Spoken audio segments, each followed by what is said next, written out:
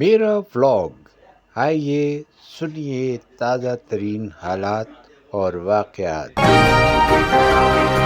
میں ہوں عطا محمد تبسم۔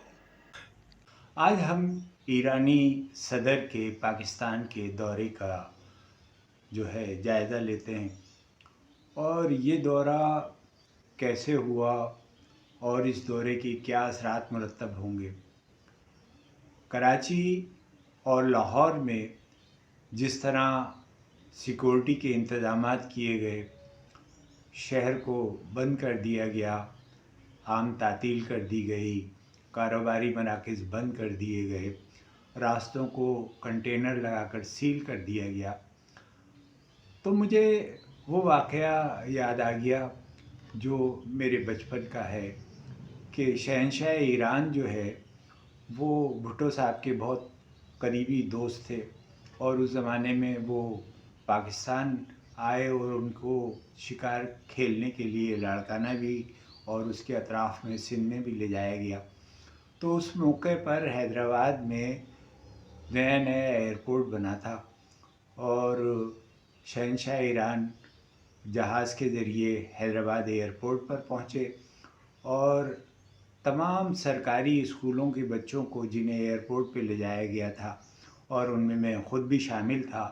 ہمیں ہاتھ میں ایران کے اور پاکستان کے چھوٹے چھوٹے جھنڈیاں دے دی گئی تھی، جنہیں لہرا کر ہم پاکستان زندہ باد، ایران زندہ باد، شہنشاہ ایران خوش آمدید کے نعرے لگا رہے تھے۔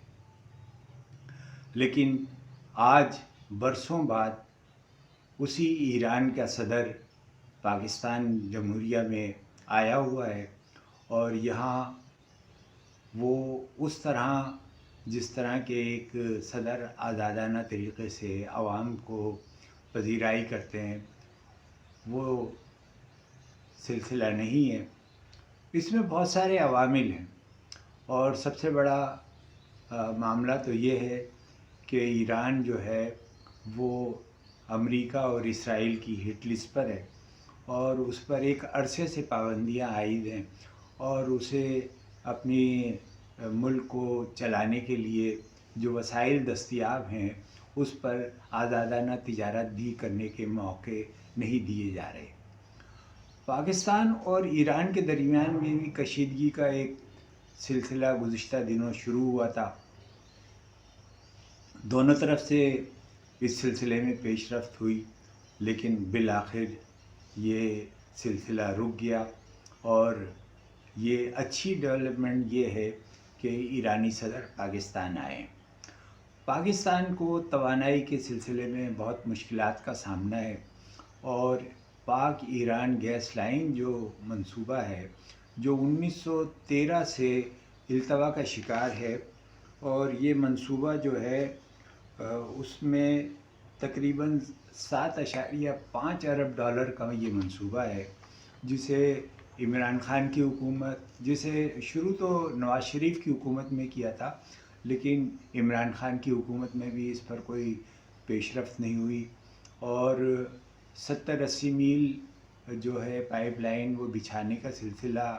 ابھی جاری ہے۔ اور اس پیش رفت کے اندر بھارت سب سے بڑی رکاوٹ ہے، اور امریکہ یہ کہتا ہے کہ ایران جو ہے اس پر پابندی عائد ہیں، اس لیے اس سے کوئی مذاکرات اور کوئی معاشی معاہدہ نہ کیا جائے،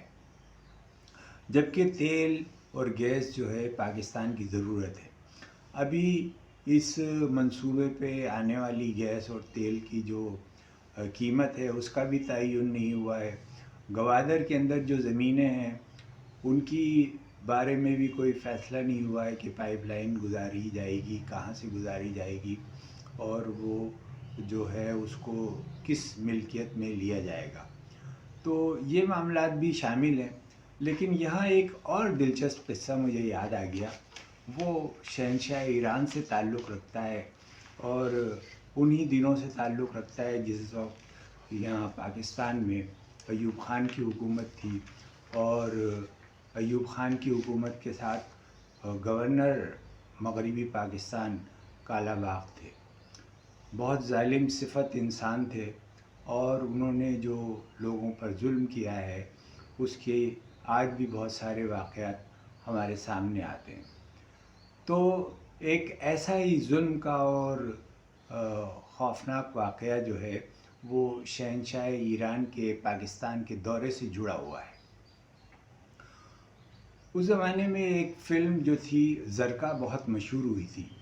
اور اس فلم میں جو فلسطین کے موضوع پر تھی ریاض شاہد نے بنائی تھی۔ اس فلم میں جو ہے نیلو نے ایک رقص کیا تھا،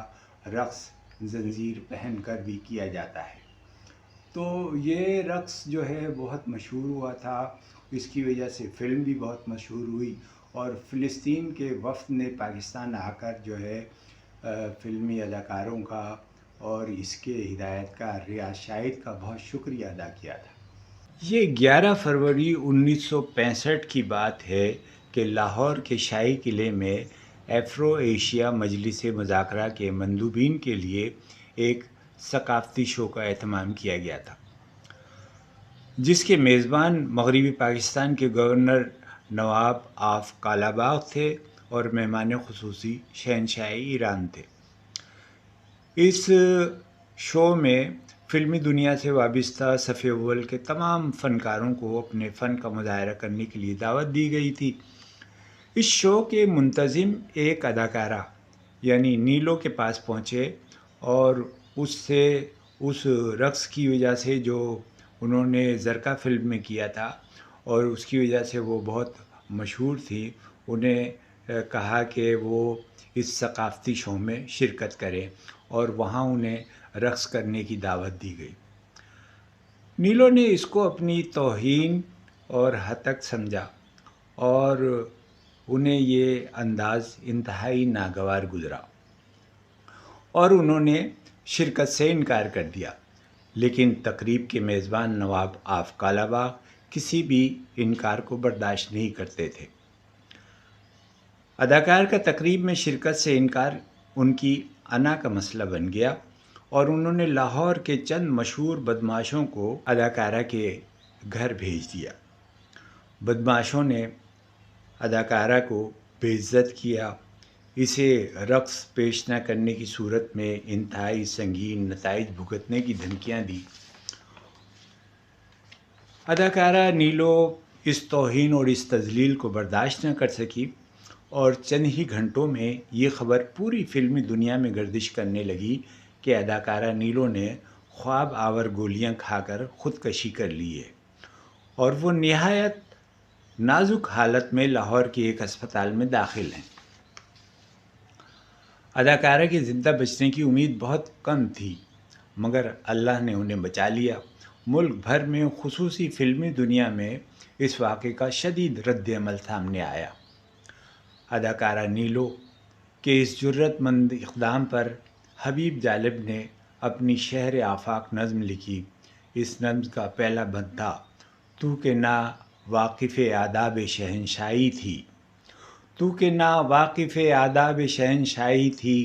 رقص زنجیر پہن کر بھی کیا جاتا ہے، تجھ کو انکار کی جرأت جو ہوئی تو کیوں کر، شایعِ شاہ میں اس طرح جیا جاتا ہے۔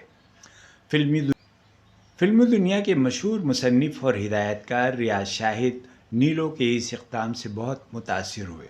انہوں نے نیلو کو شادی کی پیشکش کی، اور یوں 14 اکتوبر 1966 کو دونوں رشتہ ازواج میں منسلک ہو گئے۔ نیلو مسیحی تھی۔ بادشاہی